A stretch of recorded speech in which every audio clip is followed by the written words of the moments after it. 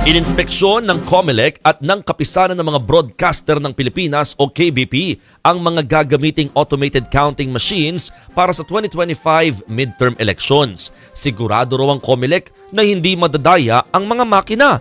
Kung bakit, narito ang aking pampagising na balita.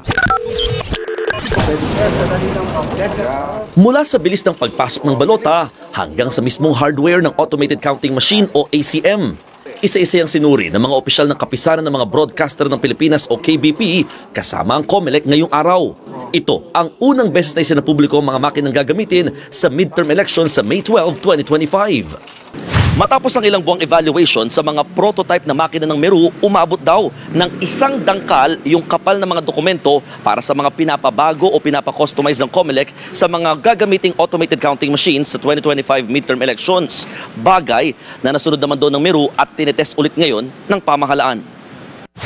Nakita raw ang ilang dapat baguhin sa ACM nang bumisita ang ilang commissioners ng COMELEC sa planta ng Meru System sa South Korea nung nakaraang buwan. For example po, yung camera sa halip na nasa ibabaw, kinakailangan ilagay sa ilalim para hindi naman paghinalaan ng mga kababayan natin na kinukuhanan sila ng picture. O halimbawa din po yung receptacle, yung mismong lalagyan ng resibo, dati nasa likod, ngayon nasa gilid na po yan sa may bandang harapan. At napakadami pa po. Git ng COMELEC, nasunod naman daw ang lahat ng kanilang wishlist. Pinapasuri ngayon sa iba't ibang ahensya ng pamahalaan ang naunang batch ng mga ACM, kabilang sa tinitignan ng katatagan nito sa klima ng Pilipinas. Kasabay nito, nilinaw ng COMELEC na walang transparency server ngayon kumpara sa mga nakalipas na eleksyon.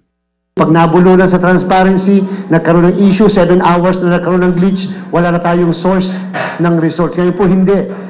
Lahat ng media entities pwedeng kumuha sa media server. O kaya naman, pwede mo ikumpara, kumuha ka sa KBP, kumuha ka sa PPCRB, kumuha ka sa NAMFREL, kumuha ka sa majority party, sa minority party, nakasend to all po bawat presinto.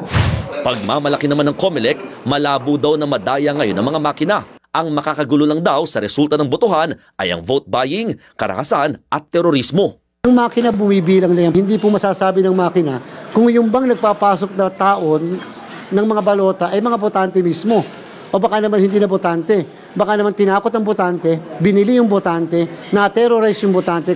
Mahigpit ding binabantayan ng hacking. Sa record kasi ng COMELEC, umabot sa 35 million hacking attempts ang naitala ng buksan nilang precinct finder sa loob ng 2 linggo noong 2022 elections. Noong December 2023, may 3 milyong hacking attempts din sa COMELEC website habang 400,000 noong Abril. Lahat ito naharang naman. Dapat kami mabahala sapagkat habang dumadami ang nag-hack ay naandun yung posibilidad na bigla na lang maging successful yung mga yan. Kaya nga dapat patuloy yung training, patuloy yung coordination sa ibang ahensya ng pamahalaan. Sa ngayon, patuloy ang panghihikayat sa publiko na magparehistro. Nasa 4.2 million voters ang inalis sa voters list dahil 2 magkasunod na beses nang hindi nakaboto sa eleksyon. Nagbabalita mula sa frontline, Mon Gualvez, News 5.